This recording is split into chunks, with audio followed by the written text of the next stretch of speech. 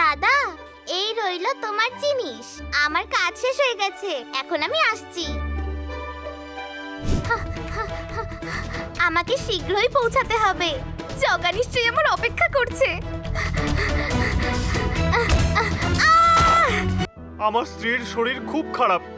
গ্রামের বৈদ্য বলেছেন বড় বৈদ্যকে ডেকে আনতে হবে, কিন্তু সেই বৈদ্যকে টাকার জন্য আমার কাছে একটুও টাকা নেই। গ্রামের সবার কাছে চেয়েছি, কিন্তু কিন্তু কেউ আমাকে সাহায্য করেনি। তুমি আমার শেষ ভরসা। আমাকে আমাকে সাহায্য করো ভাই, না হলে আমার পরিবারটা ভেসে যাবে ভাই। আমাকে সাহায্য করো তুমি।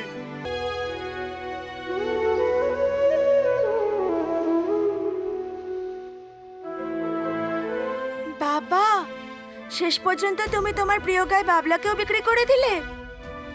কি আর করতাম রে মা, আমি যদি মুদ্রা না দিতাম তাহলে রেবতী মাসির বাড়ি জমিদার কেড়ে নিত। বেচারি বয়স্ক মহিলা, এই বয়সে উনি আর কোথায় যেত বল? তাহলে পরের জন্য নিজের গরু গাই সব বিক্রি করে দেবে নাকি? দয়ানিধি, তুমি আমাকে আজকে বাঁচিয়ে দিলে। তোমার ঋণ আমি কোনোদিন শোধ করতে পারবো না। তুমি আমার জন্য ভগবান। আরে মাসি, তুমি এরম কেন বলছো? এরম বলো না।